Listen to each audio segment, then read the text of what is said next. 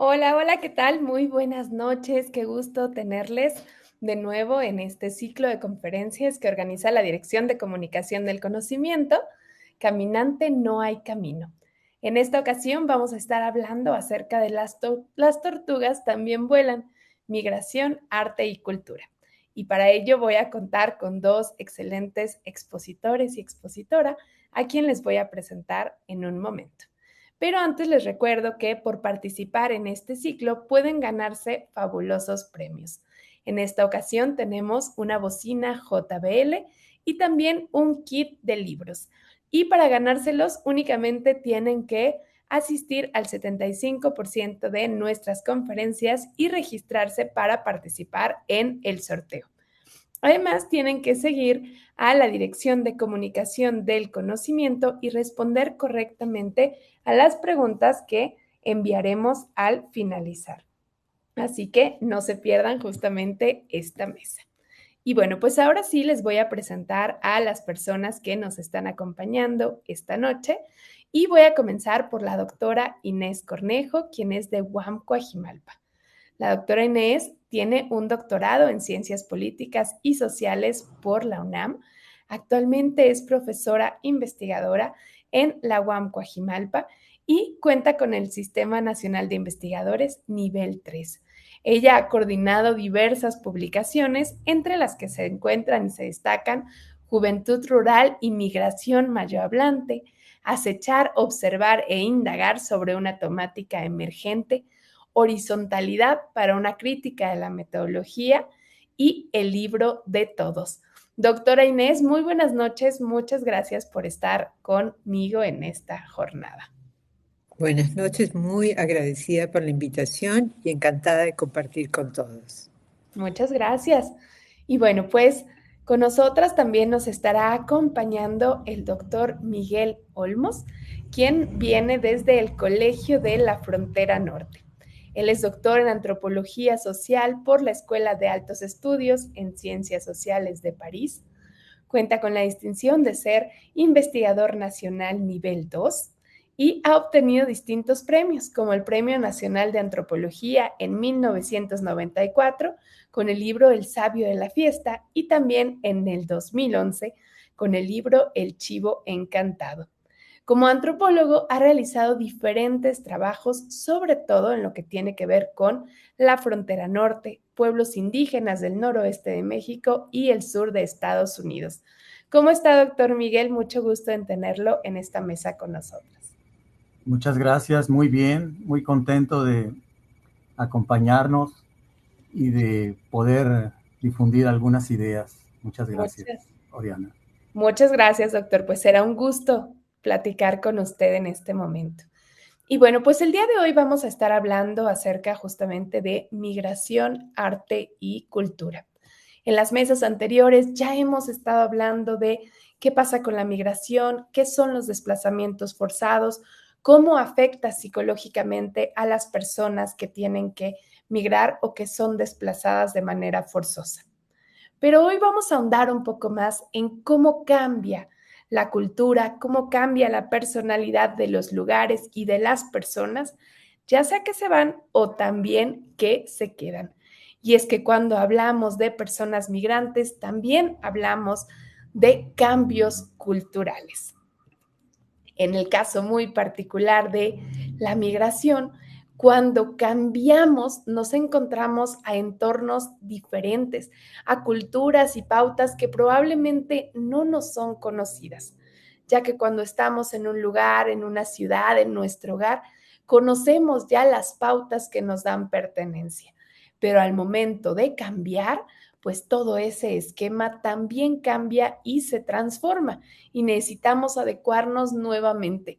Estas claves culturales pueden ser, por ejemplo, la comida, la forma de vestir, incluso la forma en la que se habla. Así que en todo eso está inmerso un poco de el arte y la cultura. Y pues a lo largo de la historia justamente tenemos múltiples ejemplos de estas intersecciones culturales que han surgido por la necesidad de adaptarse, por la necesidad de apropiarse o reapropiarse de un espacio para mostrar la personalidad y bueno, por muchos otros factores de los que vamos a estar hablando el día de hoy. Y aquí les dejo algunos ejemplos que encontramos pues justamente en las vestimentas, en los alimentos, en donde se puede apreciar esta fusión también que existe cuando hay diferentes culturas que están inmersas y bueno, desde luego en la parte artística, en la parte cultural. Pero hoy nuestros especialistas nos van a hablar mucho más de eso. Y bueno, pues en el mundo existen también distintos ejemplos de festivales, de exposiciones, de arte, de cultura que han surgido justamente a partir de la migración. En México existen diversos proyectos que se han desarrollado justamente para hablar de la migración con personas migrantes y a partir de ella. Y hoy también vamos a estar hablando un poco de cómo la cultura y cómo los lugares se han visto influenciados precisamente por la migración. Y para ello, pues voy a empezar a hablar con las dos personas que me acompañan el día de hoy. Y bueno, pues la primera pregunta es justamente entender un poco de la cultura. Y para ello le voy a pedir al doctor Miguel que nos ayude a entender cuáles son los elementos que definen la cultura de un lugar. Bueno, la verdad es que la antropología le ha dedicado muchísimos libros desde el inicio de la disciplina a definir la cultura, pero bueno, la cultura tiene que ver con la manera de ser de un pueblo, cómo un pueblo se piensa a sí mismo, cómo se define y cuáles son los mecanismos que establece para poder sobrevivir, ¿no? Hay cultura técnica, hay una cultura teológica, hay una cultura mítica también. Entonces, todo lo que define al hombre y que a su vez lo está diferenciando de otros seres, en este caso los no humanos, pues sería precisamente la cultura. A propósito de la migración precisamente es la puesta en escena de este ser cultural. Y yo no sé si ya me adelanté, pero precisamente la sociedad que acoge al migrante es una sociedad que tiene ya ciertos patrones específicos culturales, ¿no? Entonces el migrante tiene que aprender otra forma de ser, tiene que aprender otra comida, lo explicas muy bien en la introducción que hiciste, tiene que aprender otras maneras de cortesía, tiene que aprender otras formas de relacionarse con las mujeres, con los hombres. Y bueno, es todo un universo el que el migrante tiene que descubrir en su transitar. Y desde luego que dentro de este descubrimiento que hace el migrante están todos los aspectos artísticos. A mí me encanta el título que le pusieron al programa de Las tortugas también vuelan, porque pues eso habla precisamente de que la realidad no es precisamente, no es todo objetiva ni material, sino que hay una cultura artística que pertenece al ámbito de la creatividad, que pertenece al ámbito de la imaginación, del imaginario, del mundo de la fantasía, y este es un mundo también que es construido por el migrante. El migrante lleva sus referencias artísticas a la nueva sociedad y bueno, no son exactamente las mismas referencias. Si hay un migrante que haga artesanía, que haga música, ya no va a ser exactamente su misma música ni su mismo ser cultural en términos artísticos, sino que se va a reconstruir, ¿no? Se va a readaptar, y en esta readaptación pues hay una serie de negociaciones con la otra cultura, que es la que finalmente le va a moldear la identidad a este nuevo migrante, y el migrante también aporta su identidad. Y bueno, justamente en eso vamos a ir ahondando también cómo van haciendo esta conexión entre las diferentes culturas, entre las personas que llegan, pero me gusta mucho también hablar de esta parte de la imaginación, porque bueno, en efecto se dice que cuando estamos en momentos de crisis es donde también surge esta oportunidad para la imaginación, para la creación e incluso para el desahogo. Pero vamos a pasar con la doctora Inés. Doctora, ¿usted qué nos puede decir respecto a los elementos que identifican justamente la cultura de un espacio? Me gustó muchísimo la intervención de mi colega y cuando estaba reflexionando sobre cómo abordar este tema que los antropólogos lo han estudiado hasta el cansancio, creo que hay algo bien importante en términos de ese troquelado que llevamos dentro. O sea, hemos sido criados, hemos crecido, hemos pertenecido a una familia con determinados valores, creencias, mitos, saberes, y eso se va expresando en nuestra cotidianidad. Y pienso aún más cuando alguien se va, ¿no? Cuando nosotros emprendemos un viaje o si nosotros queremos ir a estudiar a otro lado o si nos cambiamos de país, así de sencillo. O sea, ¿cómo llevas contigo esos objetos que de alguna manera atesoran lo que eres? De repente vas a llevar un cuadro o una foto que te hace rememorar la playa donde pasabas los domingos, vas a llevar un pequeño bocadillo que te permite pasar la aduana, por supuesto, con el cual vas a festejar un domingo esos momentos de tu identidad, ¿no? O sea, me acuerdo mucho de algunos textos que he leído sobre cuando las mujeres peruanas se van a trabajar como empleadas domésticas a los hogares en Chile o en Argentina, ¿no? Cómo esas mujeres peruanas obviamente bajan de peso, pierden muchísimo peso, y cómo se reúnen en determinados lugares en Santiago, por ejemplo, para de alguna manera recuperar su cultura, volver a vivir su cultura un domingo. Ponen su música, oyen sus guainitos y cocinan su arroz, su carne, su papa y comen su canchita. O sea, tiene que ver mucho con lo que ha mencionado mi colega y con lo que tú has mencionado. O sea, cómo en el ritual de la mesa que comparto con mis paisanas, vuelvo a revivir mi cultura y escucho mi música y como mi comida. Esos son elementos fundamentales de la identidad que además tienen que ver obviamente con la emoción, o sea, con lo que le llaman la nostalgia, ¿no? La nostalgia que a veces te hace rememorar las cosas como si fueran mejor de lo que fueron, pero ahí estás viviendo la cultura, ahí estás haciéndola, ahí estás demostrando su vitalidad y eso no te impide negociar con la señora patrona argentina o con la señora patrona chilena y de alguna manera tienes que empezar a comer como ellos también comen, a pesar que el domingo te encuentres con tus paisanas y disfrutes tu rica comida peruana, ¿no? Qué bonita esta reflexión que nos haces, Inés. Y bueno, me hiciste recordar mucho lo que se dice, por ejemplo, en México, ¿no? Que cuando sabes que cuando viaja ahí un mexicano, una mexicana, muy probablemente va a llevar sus salsas, sus tortillas, el Exacto. mole, ¿no? Siempre llevas o tratas de llevar algo contigo, que creo que además es un gran problema, por ejemplo, al que se enfrentan las personas que sufren de desplazamiento forzado, porque en ocasiones no tienen esa oportunidad de llevar consigo pues a veces ni papeles, una foto, algo que justamente también te arraigue. Y eso creo que también hace más difíciles las transiciones.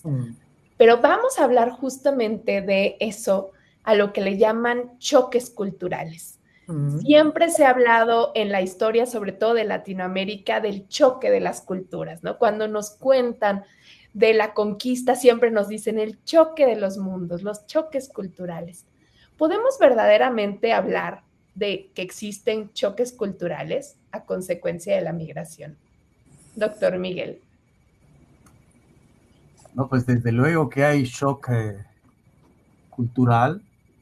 Esto ha sido demostrado en muchos países en donde el migrante pues no tiene las referencias o no tiene el conjunto de elementos para decodificar la realidad que está viviendo, es decir, su cultura de origen no tiene los elementos para entender la cultura de destino. Esto ha sido muy estudiado en algunos países. En Francia lo estudió un señor que hizo la disciplina de la etnopsiquiatría, que es Georges Devreux, y entonces él habla también, da varios ejemplos de ciudades europeas en donde los migrantes, los africanos, por ejemplo, no entienden el frío, no tienen la capacidad para entender el frío, nunca habían sentido tanto frío, y entonces piensan que es una especie de un hechizo. Entonces, para exorcizar ese hechizo, algunos migrantes, cuenta el autor, tuvo que poner una piel de leopardo, de león, y entonces salió a la calle, pero bueno, en la calle, desde luego, en la ciudad de París, llamó la atención y fue recluido en un hospital psiquiátrico.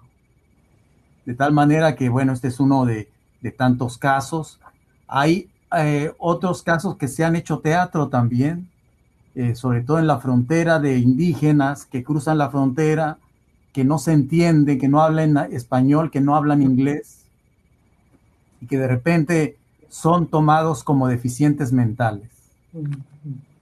Es ahí donde entra el intérprete y entonces descubren que la persona no tiene absolutamente ninguna deficiencia mental, simplemente pues no habla los idiomas hegemónicos establecidos en ciertos países.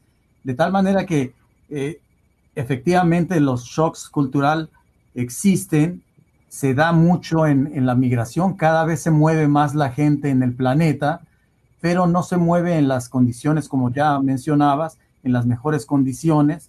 Entonces el desplazamiento forzado es un polvorín, es un caldo muy abundante de shocks cultural, precisamente porque la gente tiene que salir de manera intempestiva de sus comunidades, entonces no logra hacer toda una estrategia para poder ser acogido en las comunidades de destino, y sin embargo hay gente resiliente que de manera sorprendente echa a andar todo un mecanismo para adaptarse a ciudades complejísimas de Estados Unidos y de Europa. Yo lo he constatado en algunas ciudades europeas.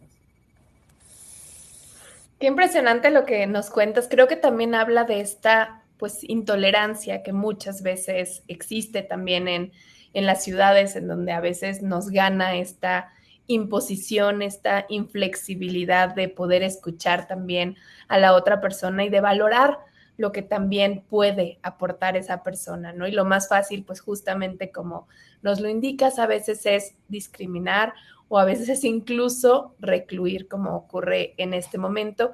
Y bueno, creo que también eso y lo que nos venía contando Inés, pues hace que también a veces se formen nichos y comunidades como el barrio latino, el barrio chino, el barrio italiano, y bueno, con todas las implicaciones que va teniendo también esa segregación.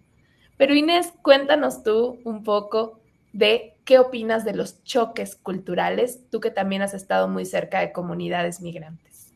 Bien, y yo quería mencionar un poco en la misma línea de mi colega, una de las cosas que nosotros hemos observado trabajando en San Francisco o en este proceso del sur de Yucatán hacia San Francisco, California, que generalmente son muy jóvenes los que se van de 14, 15 años, o sea, salen de su comunidad de 2.500 habitantes, 3.000 habitantes, y llegan de manera ilegal, etcétera, etcétera, sin documentos, como ustedes quieran llamarle, a San Francisco, ¿no? Lo que significa no manejo la lengua, no manejo ni siquiera una organización mínima de lo que es esta ciudad.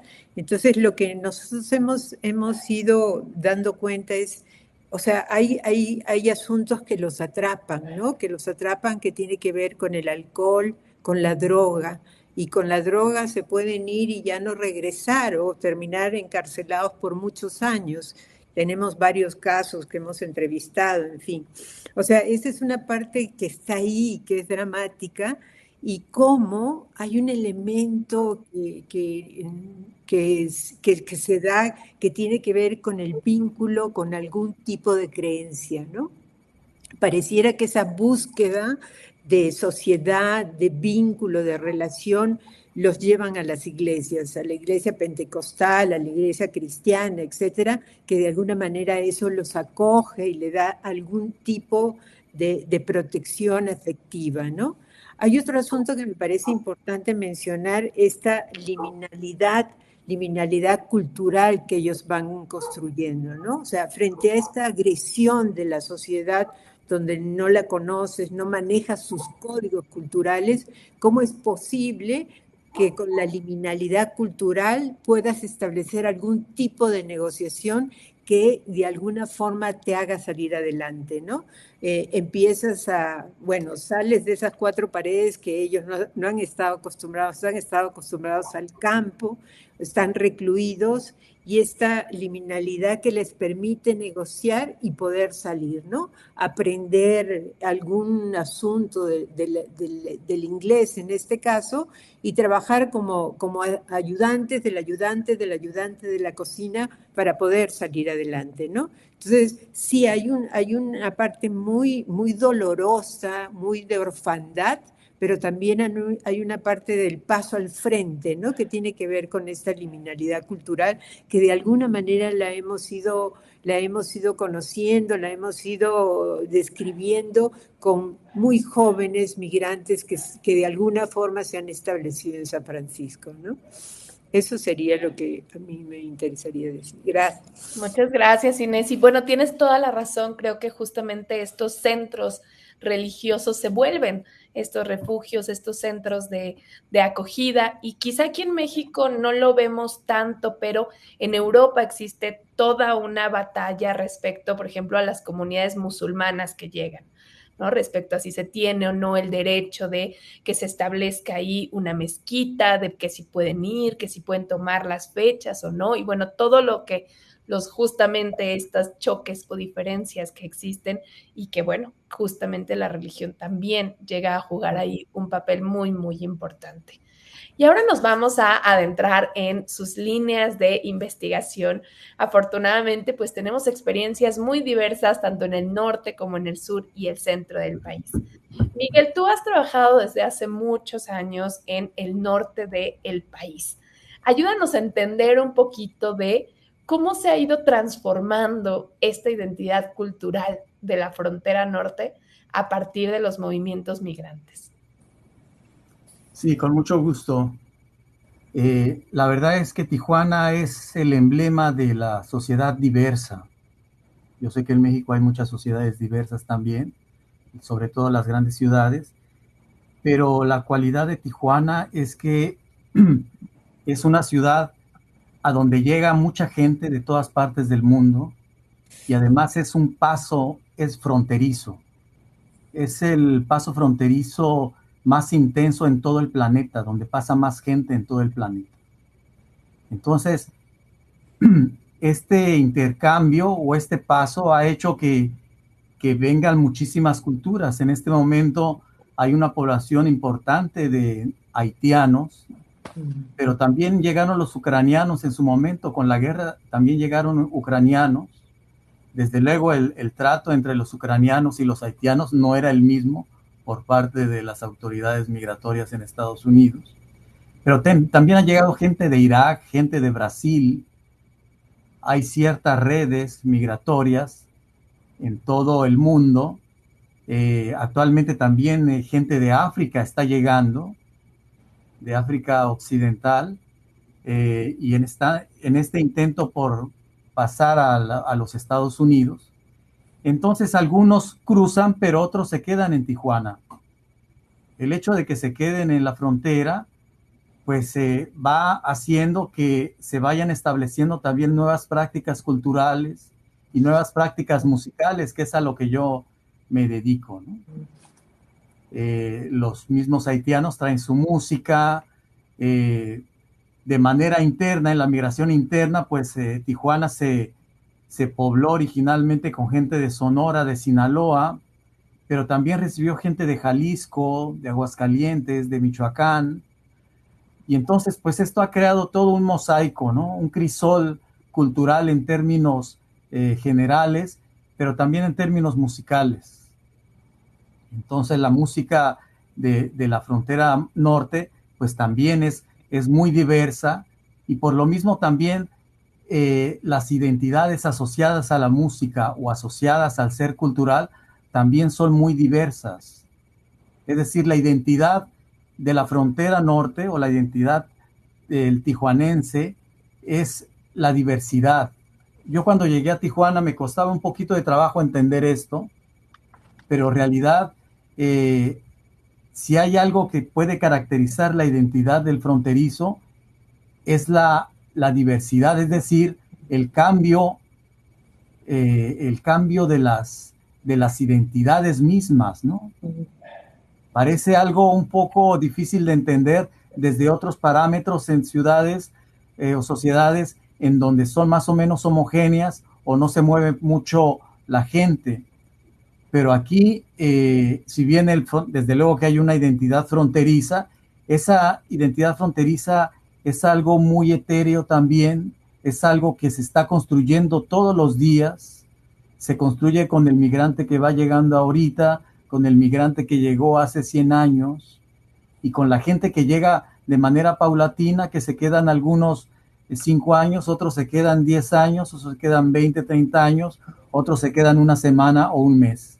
Entonces esta gran movilidad de gente de diversas culturas, pues ha creado una sociedad muy diversa. Eso también las partes indígenas, que desde luego hay una población oaxaqueña muy importante aquí en la frontera, purépecha, pero bueno, eso es material también de otra discusión. Muchas gracias, Miguel. Ya entraremos a esa parte musical que creo que es tan rica, ¿no? No es de Tijuana, pero bueno, un ícono que se hizo de la música mexicana popular, pues fue Juan Gabriel, que era de la frontera, ¿no? Y una de sus canciones más populares era La Frontera, ¿no? Y nos contaba un poquito también de qué ocurría por ahí en la frontera y cómo se ha ido diversificando, porque tal vez en otros estados pensamos en los corridos, pensamos en diferentes tipos de música, pero justo Tijuana, ahí hay una mezcla muy interesante de la que estoy segura que nos vas a hablar en un momento, y me encantará que nos des recomendaciones también de música que podamos conocer y escuchar de la frontera. Y bueno, pues ahora vamos a hablar también con Inés de ahora el otro lado, ahora qué pasa. Tú has trabajado mucho con comunidades indígenas, sobre todo también mayenses. ¿Cómo has visto tú los cambios culturales en estas comunidades indígenas a partir de la migración? Bien, te voy a platicar brevemente. O sea, mi experiencia vivencial indigenista empezó a finales de los años 80, cuando el medio radiofónico era el elemento fundamental en la familia. O sea, en el clavito, en la habitación principal, la única, había un aparato radiofónico. Te estoy hablando de finales de los 80. Posteriormente, en la zona maya, bueno, llegó la televisión y después empezaron a llegar los teléfonos celulares. Ahora, allí hay una cosa muy interesante, o sea, el migrante se va, el esposo se va, el hermano se va, y una de las cosas fundamentales que envía son los teléfonos celulares o ya están prepagados. Es decir, el teléfono celular se convierte en el elemento fundamental de comunicación entre el migrante y la familia que se queda. Ese es un cambio fundamental, o sea, de sujeto radiofónico pasamos a sujeto televisivo, y de sujeto televisivo a lo que significan las redes, los teléfonos inteligentes, etcétera, etcétera. O sea, ha habido una transformación interesantísima en esos términos. Solamente como estos aparatos culturales o artificios culturales, si quieres, dentro del hogar familiar, ¿no? O sea, ¿qué significa esos medios de comunicación en este asunto de la migración cuando a finales de los años 80, empecé a hacer los trabajos sobre la radio indigenista. Era una radio que se escuchaba, que se transmitía en lengua indígena, pero luego hubo ese traslado hacia la televisión. Entonces, ¿qué pasaba con esas emisoras? Entonces empezaron como a parecer que estaban algo obsoletas. Obviamente llegan todas estas redes, llega todo lo que significa las nuevas tecnologías, y el aparato de radio ahí está guardadito, pero son las nuevas tecnologías las que están ahora. Bien, ¿cómo en esta relación con el migrante se convierte en la comunicación instantánea, en la comunicación rápida, en la comunicación donde de alguna manera el señor, el esposo, el marido puede controlar, si quieres, a la esposa durante el día o en la cotidianidad, antes de ir a trabajar, cuando sale de trabajar o cuando ya regresa a su casa. ¿Dónde estás? ¿Qué hiciste? ¿Cómo están los niños? Etcétera, etcétera. Entonces, ese aparato radiofónico se convierte en un elemento con un capital emocional, con un capital subjetivo muy importante en esa relación matrimonial o de pareja a distancia. Ahí hay un cambio fundamental. Hay un cambio fundamental, tan es así que voy a contar una pequeña anécdota. Llegan los niños con unos aparatos celulares de última generación a su clase, a su escuela, y el maestro le quita el celular para que atienda la clase. La madre se molesta y va donde el maestro y le dice: maestro, ¿no tiene para comprarse un celular? Si quiere le regalo uno.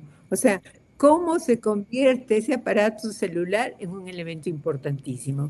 Ese es un cambio que no podemos dejar de mencionar en la vida de todos los días, en la relación migrante y las señoras que se quedan y los niños que se quedan. O sea, la videollamada, el mensajito, la mensajería instantánea se convierten en un elemento fundamental. Qué interesante, Inés. Me encanta esta visión que podemos tener justamente de las personas que se quedan, porque creo que hablamos mucho de cómo afecta a las personas que se fueron, pero ciertamente hay mucho cambio en las personas que se quedan y en cómo va cambiando la cultura. Yo pensaba ahorita que decías esta parte de los teléfonos, pues también en la ropa, en los juguetes, y de hecho esto seguro que Miguel lo vive también muy de cerca, pues al estar ahí, ¿no? En la frontera pegadititos y poder ir a San Diego y regresar. El hecho de decir, ay, tienes la ropa que te mandó tu papá, ¿no? Esto es lo que me mandó mi papá, este es el juguete que no ha llegado a México. Se va construyendo también una identidad y también va habiendo un cambio cultural, porque entonces, oye, yo también quiero ese juguete, también quiero esa ropa, y de hecho, tú a lo mejor nos lo podrás decir más, pero se ha visto en muchas comunidades también indígenas que empiezan a usar ya playeras Nike o tenis Adidas, o sea, que se empieza a transformar también de esa forma la cultura a partir de las personas que se fueron y lo que mandan y lo que ven. Pero bueno, pues sigamos hablando de la música, esta parte musical que nos estaba contando el doctor Miguel. Así que ahora sí, Miguel, cuéntanos qué características tiene esta música de la frontera norte y cómo se ha ido transformando a través de estos ritmos que ya nos decías, de haitianos, de venezolanos, de colombianos que han llegado por allá. Claro. Bueno, eso que comentas, esto último que comentas es precisamente la raíz, pues, de los cambios de la identidad y también de los cambios de la identidad musical. La frontera, dentro de todos estos cambios, pues se ha impuesto un régimen artístico y musical también. Mucha de la música que se escucha actualmente en términos comerciales es música que atraviesa ambos lados de la frontera, ¿no? Pienso, por ejemplo, la música ranchera, los corridos, el corrido narcotráfico que durante muchos años se restringió a lo local de ciertos estados de México, sobre todo del noroeste, pues brincó la frontera, brincó con los mismos intérpretes, y a partir de los años 90, yo creo, o a finales de los 80, pues empieza a haber este boom también de la música de narcotráfico. Pero junto con la música de narcotráfico hay otros géneros, o sea, no pensemos tampoco que la música de la frontera son balazos y es droga y todo eso. O sea, si bien Manu Chao dice que Tijuana es tequila, sexo y marihuana, no solamente hay eso, ¿no? Hay otras cosas. Y bueno, hay otras cosas como el Nortec, el colectivo Nortec, que se hizo muy famoso también por la música electrónica. Y bueno, muchísimo antes que ellos está toda la música de rock. El rock también tuvo un inicio muy importante aquí en Tijuana, que después también se propagó hacia el centro del país, en la época de Angélica María, Enrique Guzmán y toda esta gente. Primero en Tijuana tuvo un movimiento también muy importante, ¿no? El mismo Santana con Woodstock ya tocaba por acá también, ¿eh? Y entonces pues son así como que nuestras leyendas urbanas de la música tijuanense. Está desde luego Tijuana Brass también, la orquesta de trompetas de Herb Halbert. Y bueno, hay una gran mezcla, diría Canclini, a propósito que lo comentaron antes de entrar al aire, diría una gran hibridación, ¿no?, de elementos culturales. Y actualmente el peso de la música comercial es muy importante, no solamente en la frontera, sino en el resto del país. Si bien cada estado ha seguido su dinámica musical, nosotros creemos que ha habido una especie de difusión de la cultura norteña hacia otras partes del país, una especie de norteñización de la música hacia el centro del país, precisamente a través de los géneros mediáticos. Pero bueno, yo no solamente, yo me dedico, si bien le dedico una parte importante a la música comercial, yo me dedico sobre todo a la música de tipo tradicional, es decir, a la música indígena, que también es binacional. O sea, hay grupos indígenas como los Kumiai, los Paipais, que son grupos binacionales, viven tanto en Arizona, California, como en Baja California, o están los Yaquis, que viven en Sonora y también viven en Arizona, o los Tohono O'odham o Pápagos, que viven en Arizona y que viven en Sonora, los Cucapá, que es otro pueblo más cercano a los grupos de Baja California, que también viven en ambos países. Entonces, los cambios que se dan en el ámbito mediático no son para nada los que se pueden dar en el ámbito tradicional. Qué interesante, ya nos dieron ganas de escuchar toda esa música, ¿verdad, Inés? De irnos a escuchar a ese rock que empezó por allá, que bueno, tiene mucho sentido porque justamente pues lo que se empieza a escuchar en Estados Unidos pues se empieza a llevar también para allá, para la frontera, y ahí hay esos intercambios tan ricos que hacen por allá. Y ahorita recordaba también pues un festival que no se hace en Tijuana, se hace en Nuevo León, pero que se ha vuelto muy famoso, que es justamente el Pal Norte, ¿no?, donde están otra vez llevando como esta parte de mucha musicalización hacia allá, hacia el norte. Y pues ya queremos escuchar esos consejos, Miguel, de qué musiquita escuchar para allá, sobre todo también de esta segunda que nos dices que no es tan comercial y que pues también es muy, pero muy rica. Y bueno, pues vamos a regresar al otro lado de la frontera, al sur, para que Inés nos cuente un poquito de estas mujeres que se quedan, de las personas que se quedan. Ya nos decías que, por ejemplo, el teléfono celular es algo muy importante, pero ¿cómo se construye este vínculo entre las personas que migran y quienes se quedan en sus comunidades? Fíjate, se construye el vínculo con dolor, se construye también con esperanza. Es como ándate porque si te vas vamos a tener bienestar, algún tipo de bienestar, ¿no? Y el dolor viene con la separación.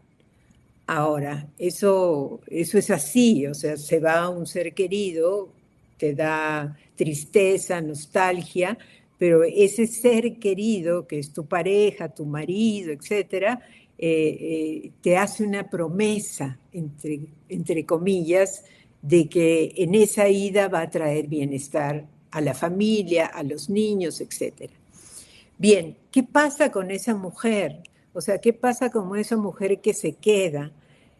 Se queda en ese limbo afectivo donde supuestamente hay un otro simbólicamente. Hay un otro el cual ella va a esperar.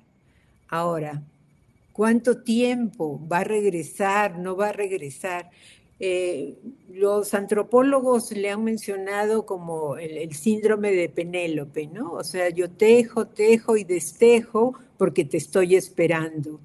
Y esa espera, de alguna manera, me reconforta porque hay, o sea, es como un hilo que se va tirando, tirando, pero nunca se rompe. Pero la pregunta sería, ¿es cierto eso? O sea, ¿es cierto que nunca se rompe? ¿Es cierto o ellas de alguna manera lo acomodan en su imaginario pensando que el Señor va a regresar cuando generalmente el Señor tiene otro compromiso, otra familia, etcétera, etcétera, ¿y qué pasa con ella? Hay un elemento importantísimo aquí. Primero, ese limbo emocional entre él y yo, que supuestamente lo espero.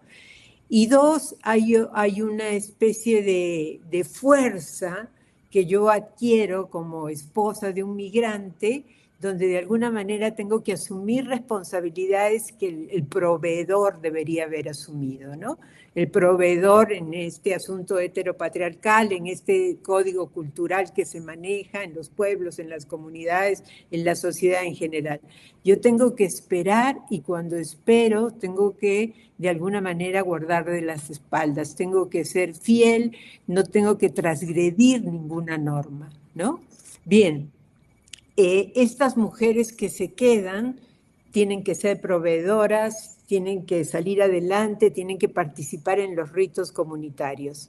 Bien, esto me parece que es un elemento importante. O sea, en el momento en que ellas se convierten en las líderes del hogar, en el momento en que ellas asumen la responsabilidad de su familia y de sus hijos, su posición cambia. Y eso me parece muy rescatable. Su posición cambia frente a ese señor que sabemos perfectamente que no va a regresar. Y tengo miles de testimonios que si me dan el tiempo, bueno, no miles, puedo leer algunos de ellos, ¿no? O sea, hay un consenso, hay una relación afectiva que se va abriendo y que de alguna manera él y ella rompen, pero en el acervo cultural no se rompe y puedo esperar 15, 20, 25 años a que él regrese. Pero hay un elemento importantísimo que son las remesas. Las remesas no paran y las remesas son un sistema de coacción. Un sistema contra la pobreza, es cierto, pero también es un sistema de coacción en la pareja. Uy, qué interesante, Inés. Y bueno, sí vamos a llegar en tu siguiente intervención a que nos leas alguna de estas experiencias justamente.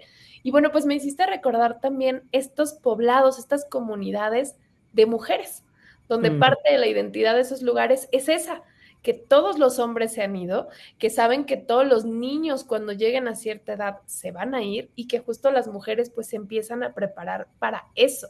Y como dices, empiezan a ocupar otros espacios en el campo, en justamente la dirección que antes eran ocupados por varones y esto también va generando una transformación, pues precisamente de la parte cultural.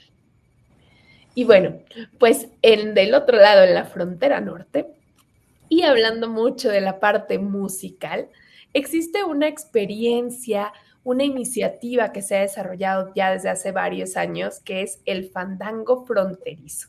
Y yo sé, Miguel, que tú has sido parte también de esto, así que cuéntanos un poquito de qué es esto del fandango fronterizo y cómo ha sido el impacto en la población y inclusive en ti mismo como académico también el hecho de participar en este tipo de experiencias.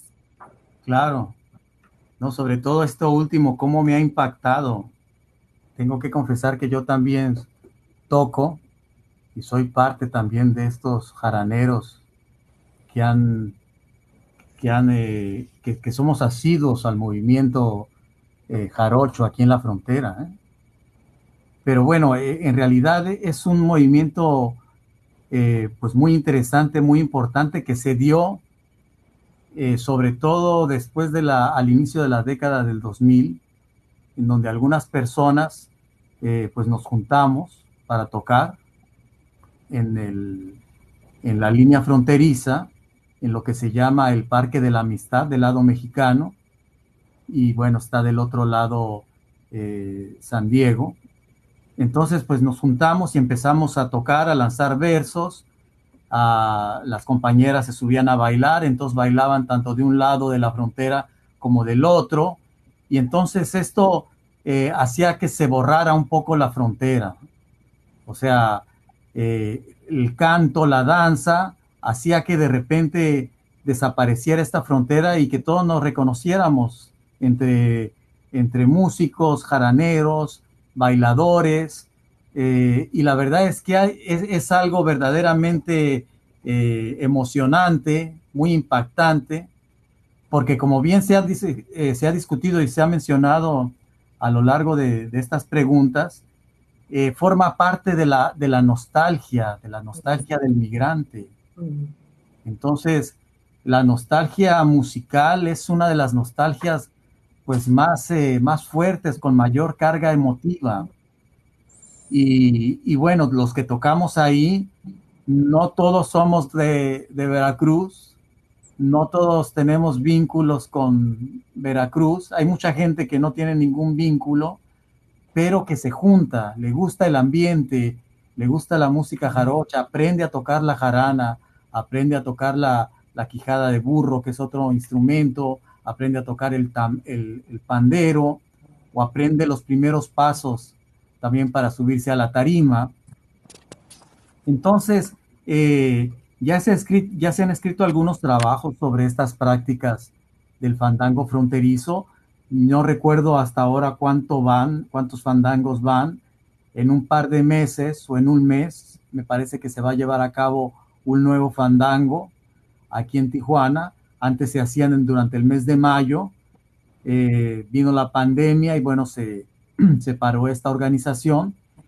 Pero hay algo que yo quisiera comentar que ha salido en las entrevistas que yo he realizado con la gente, que es preguntando sobre el motivo para tocar. Algunos compañeros, más allá de la música, más allá de los estímulos que hemos tenido cada quien para reunirnos, comenta algo muy importante, dice, pues es que es para no sentirse solo, ¿no? Tocamos para no estar solos. Eso es una manera como nos agrupamos y como le damos sentido también a nuestra existencia, porque hay gente que no solamente se dedica a la academia, habemos dos o tres que nos dedicamos a la academia, hay otros que se dedican a dar clases de música, otros trabajan en la maquila, otros trabajan en instituciones de enseñanza en San Diego, eh, pero bueno, la población es muy diversa, los que nos juntamos ahí, y la verdad es que disfrutamos muchísimo el momento, hay comida, a veces se involucran instituciones, y pasamos un gran momento en este fandango fronterizo. Qué padre, Miguel. La verdad es que ya nos dieron ganas de ir a vivir también esta experiencia, porque bueno, es cierto, creo que el arte unifica, el arte hace que nos olvidemos justamente de dónde venimos cada quien y aunque a lo mejor pues yo no soy de Veracruz, igual puedo disfrutar esa música, ese son y por un momento al menos pues se borra también esa frontera que tanto nos divide. Así que qué bonito y estaremos pendientes justamente de este ejercicio 2023, aunque sea para seguirlo a través de las redes.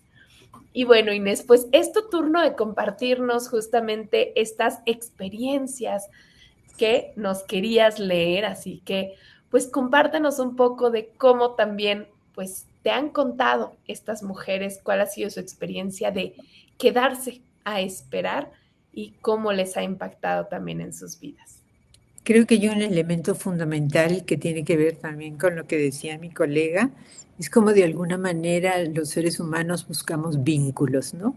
Esa parte afectiva que nos dé cobijo y algún elemento de seguridad. Y la música, el compartir, tiene mucho que ver con esto. Y en estos asuntos de los señores que se van, de los esposos que se van, ¿qué pasa con ellas, no? ¿Qué pasa con ellas cuando se quedan? Y cómo construyen precisamente, o sea, cómo me fortalezco emocional y afectivamente frente a ese hueco que deja el que no está, ¿no? El que se va y con una promesa de que algún día regresará. Bien, y yo quisiera leer unas cositas muy pequeñas, pequeñas viñetas. Soy Nelly Candelaria y tengo 37 años y tengo un hijo de 11 años. Mi esposo es Hugo, tiene 40 años y 12 años que está en San Francisco y todavía no regresa. Soy de Santa Elena, Yucatán. Hola, yo soy Naila Ivette y vivo en Santa Elena, Yucatán.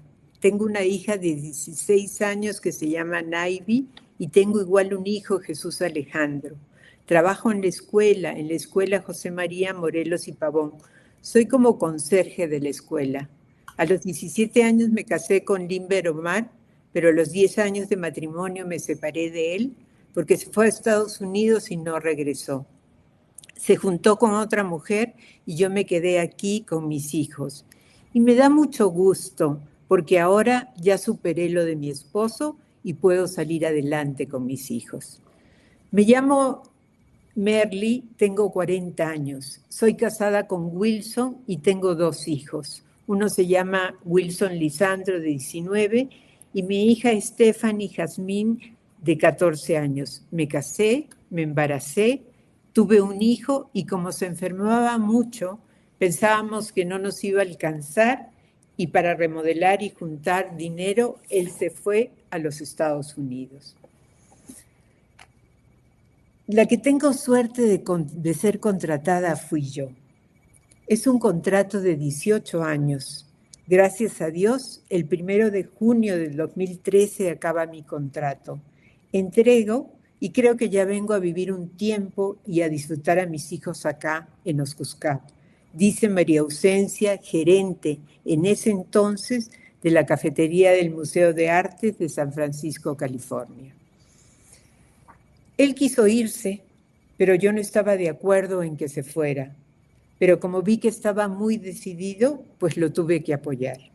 Lo apoyé para que se fuera, porque si no, creo que va a haber muchos problemas. Refiere Isabel sobre su esposo, quien emigró a Estados Unidos hace 24 años. Muy bien, estos son ejemplos unas viñetitas muy pequeñas de lo que pasa con ellas cuando se van. María Ausencia logró ser gerente de un museo en San Francisco, California. Naila logró trabajar de conserje en una escuela y superar lo de su esposo. Es decir, cómo ellas de alguna manera dan ese paso al frente que yo mencionaba y pueden salir como líderes de su propio hogar, de su propia casa, de su propia vida y colaborar con sus hijos. Me parece que aquí hay un tema fundamental que hay que estudiar, que hay que profundizar sobre qué pasa con las mujeres que se quedan. Este es un brevísimo ejemplo de sus propias historias contadas por ellas mismas en los pueblos de Oscuscat, de Muna, de Xul, etc. Muchas gracias, Inés. Qué bonito. La verdad es que creo que no hay nada como que te lo cuente la misma persona que lo está viviendo y eso hace que generemos también una empatía. Así que muchas gracias a ti por compartir estos mensajes y pues también a todas las mujeres que se animaron a contar cómo están viviendo su historia y cómo ha cambiado su entorno. Y pues les cuento que tenemos por acá algunos comentarios de nuestra audiencia respecto a lo que hemos estado hablando. Osvaldo Sánchez, por ejemplo, nos dice de la primera pregunta del doctor Miguel, que con respecto a lo que comentaba el doctor, pues se quiere remontar a la costa de Guerrero y Oaxaca, en donde existen las chilenas, que es música que se comenta que viene del país del sur del continente y de ahí por el nombre que se las conoce. la música, la comida. Muchas veces decimos, ¿y de dónde llegó esto? ¿No? Pues vino de acá, esa influencia se creó. Y también nos dicen que es increíble ver cómo la música brinda un sentido de identidad y de pertenencia a un grupo.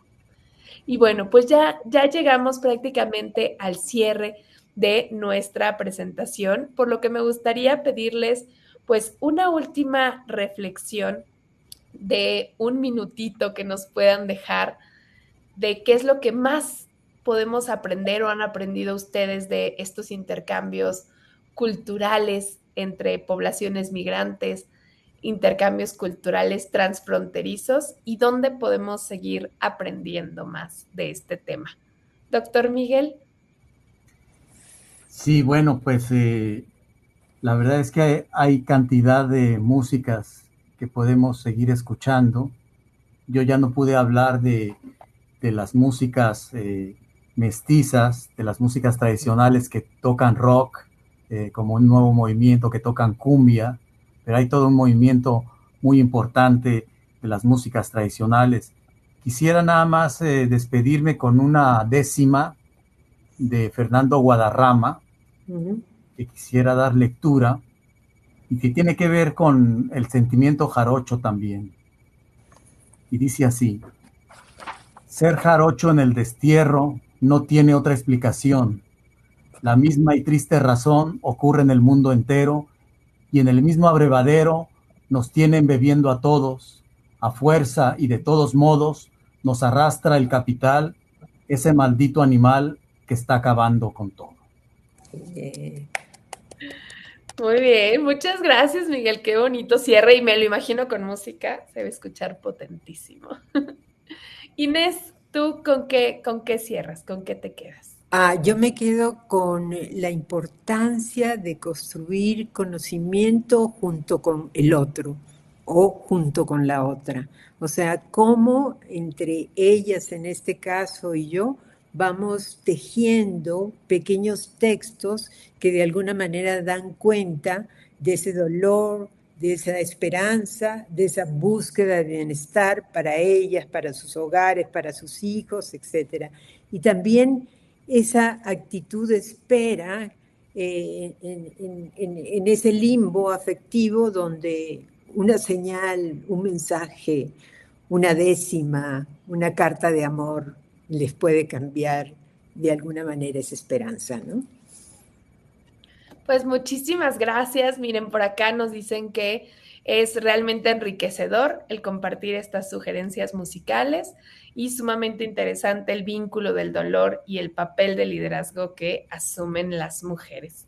Y pues por acá también les gustaron mucho las décimas, entonces justamente nos mandan muchos corazoncitos.